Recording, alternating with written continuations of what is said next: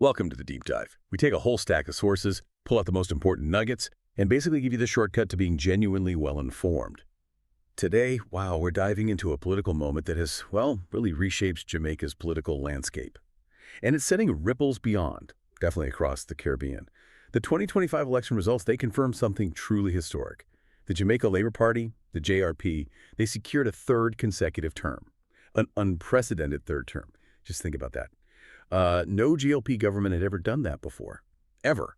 So it's more than just, a win. It's a real political milestone, challenges a lot of the old thinking.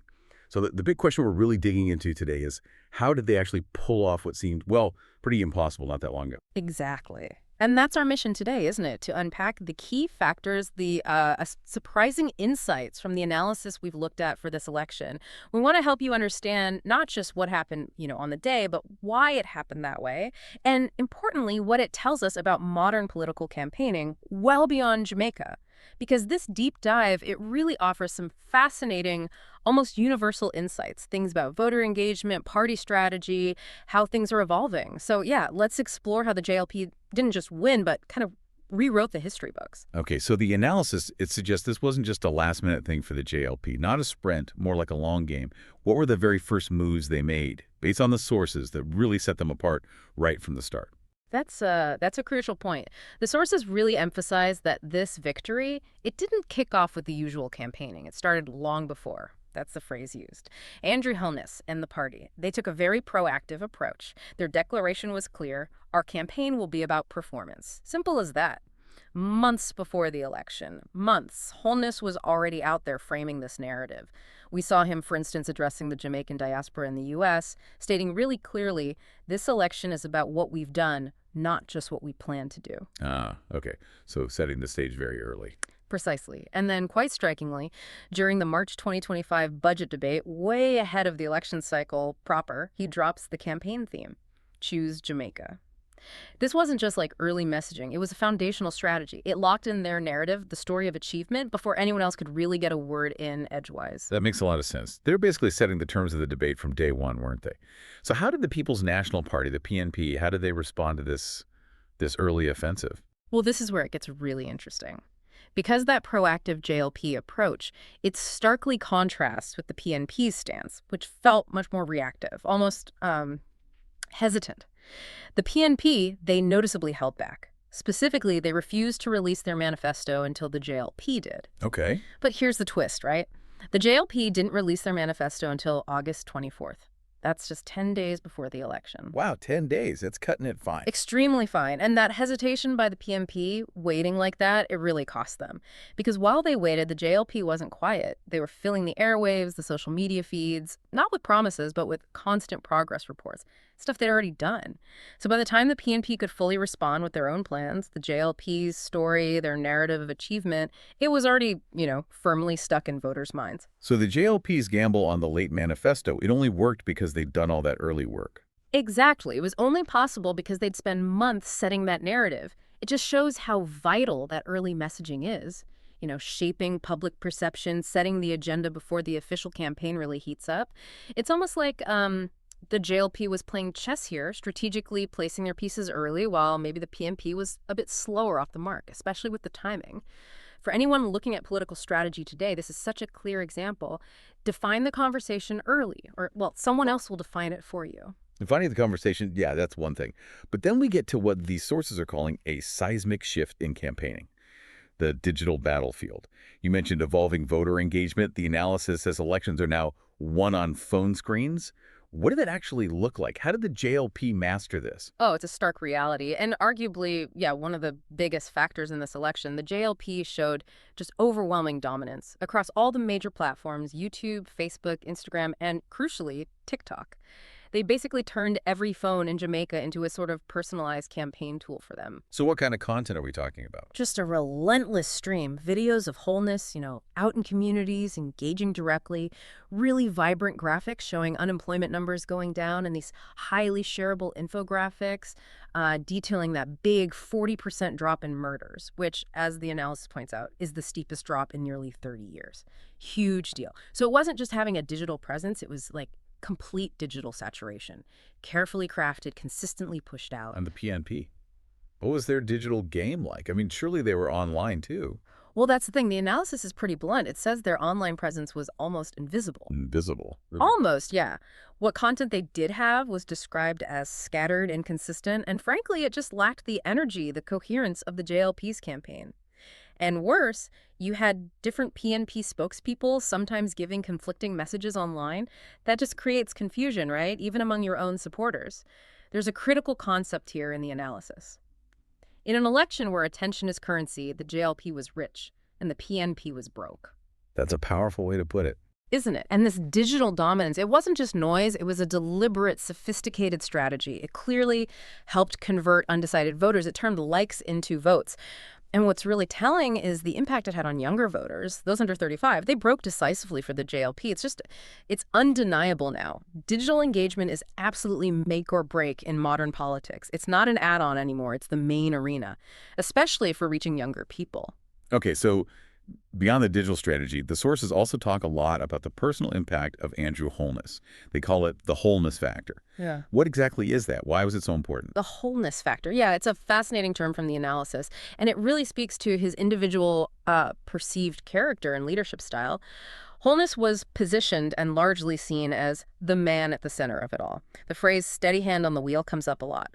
Voters saw him navigate these huge crises, the pandemic, global inflation pressures, and through it all, he consistently came across as calm, firm, sort of statesman-like. So projecting stability.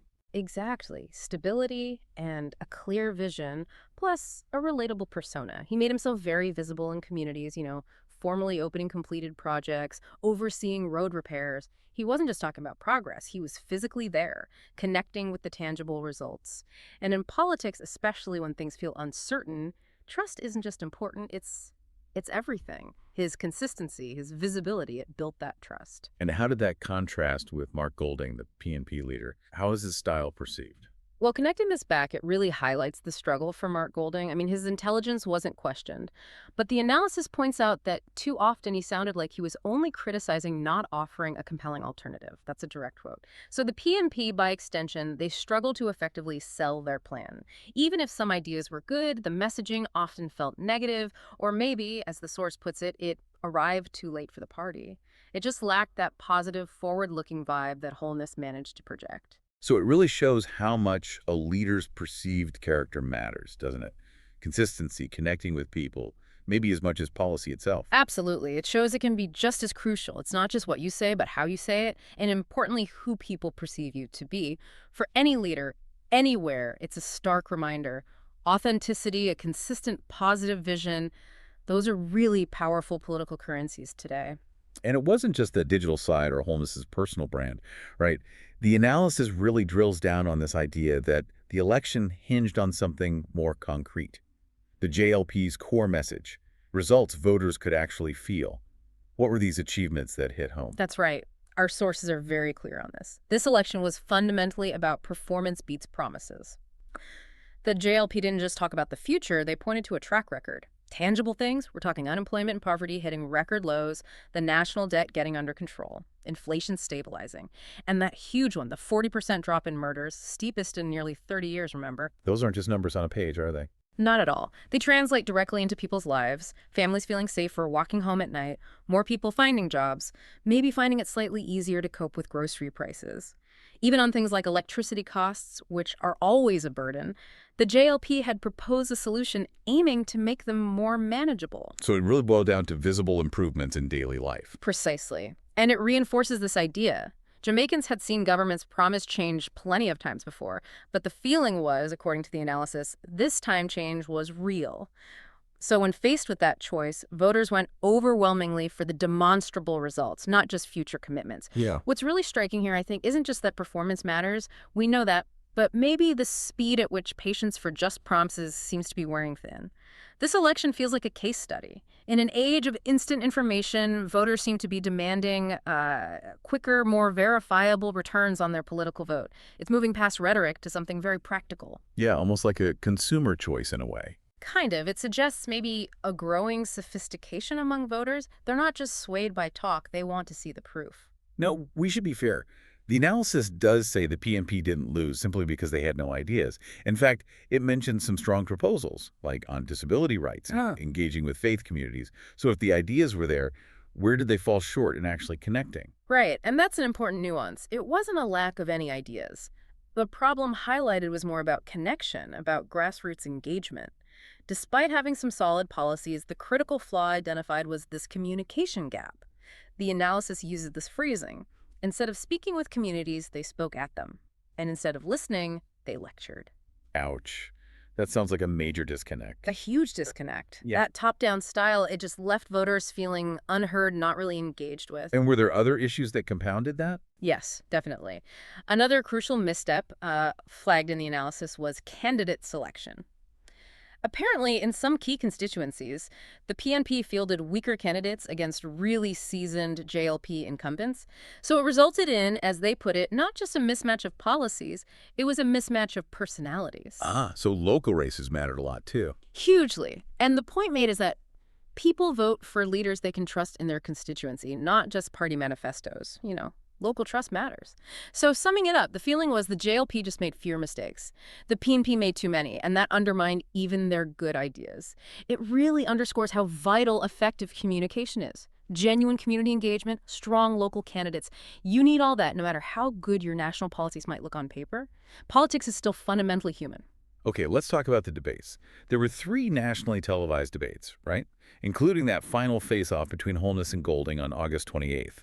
Surely, for the PNP, this was their big chance, their moment to claw back round, shift the narrative. Did they move the needle at all? You'd absolutely think so, wouldn't you? That's how it was positioned the PNP's last big shot. And, to be fair, the analysis does say their performances were decent. Golding landed some points, his team presented solid arguments on social issues, the economy. They were definitely trying to make their case. What? But the really insightful bit here is why the debates ultimately changed nothing. That's the conclusion. The analysis is clear. By then, most Jamaicans had already made up their minds. All those JLP achievements, the early messaging, the digital campaign, it had essentially locked in support long before the debates began. So the debates became, well, more a formality than a turning point. Nothing said on that stage was really going to cause a dramatic shift. Interesting. It really makes you wonder about the impact of traditional debates in today's media environment, doesn't it? It does, especially when one side has already dominated the narrative for months beforehand. It suggests maybe the format itself is losing some of its power in this constant, always-on information cycle we live in. So putting it all together, the long game, the digital dominance, the Holness factor, the focus on results. What does this historic third JLP term actually mean for Jamaica? What's the bigger picture here? Well, looking beyond just the election day itself, it really signifies, first and foremost, stability. Stability in leadership. It means policies aren't likely to be just ripped up overnight, as the analysis puts it, continuity. And that, in turn, allows investors both local and foreign to plan with much greater confidence. That's vital for economic growth, obviously. But there's a flip side, too. There is, a significant one. The analysis points out that the bar is now higher than ever for Holness and the JLP. Voters have effectively said, okay, we've seen what you can do, now do even more. This higher bar, it's not just a political challenge, it's almost a sociological pressure point, isn't it? In a country that can be prone to political disillusionment, Holness hasn't just won an election. He's arguably inherited this public mandate that, well, it borders on huge expectation. It sets up a really fascinating dynamic for governing now. How do you keep exceeding those expectations without, becoming a victim of your own success, especially when global factors are still so unpredictable? It's a really profound point. Okay, before we wrap up this deep dive, the analysis mentioned some bonus facts. Anything else that really jumped out as making this election unique? Oh, absolutely. There are 4 bonus facts highlighted that really make this election memorable, and they offer even deeper insights, I think. First, record female participation. An incredible 53 women ran for office. That's the most in Jamaica's history. It really marks a potential turning point for gender representation in politics there. That's significant. Well, Second, the manifesto gamble. We touched on this, but the JLP releasing theirs just 10 days out, August 24th. Hugely risky in traditional terms, but their narrative was already so embedded it didn't sink them. A real lesson in messaging dominance. Right. And the third. Third, the youth voter shift. Polls confirm that under 35s broke decisively for the JLP, and this is strongly linked back to that intense social media engagement we discussed. It really underscores a demographic shift in political power. Okay, and the last one. And finally, something often overlooked, the diaspora factor. Jamaicans living abroad, they played a considerable, if indirect, role through their own social media advocacy, through remittances supporting the economy back home. They helped reinforce that JLP message of progress and stability, even though they couldn't actually vote. These 4 points together, they really give you a much richer picture of all the forces shaping elections today. It's not just about domestic policy anymore. What an incredible deep dive. Just to summarize then, the JLP's historic 2025 win wasn't luck. It was a masterclass in long-game strategy, unmatched digital campaigning, having a leader who projected trust and consistency, and crucially delivering tangible results. And all this happened while the PMP arguably stumbled with delayed responses, some inconsistent messaging, and maybe at times a communication style that just didn't quite connect on the ground. Exactly. And it leaves us with this thought. This wasn't just an election result. It was really a vote of confidence, but also a significant challenge thrown down. What will the JLP do with this unprecedented mandate? How will they meet these incredibly high expectations from a public that very clearly chose performance over promises this time? So as you reflect on this deep dive, maybe ask yourself, what does this tell you about the future of politics, about what voters everywhere are starting to demand? The landscape is definitely shifting, and Jamaica's 2025 election gives us a pretty powerful lens to view those changes.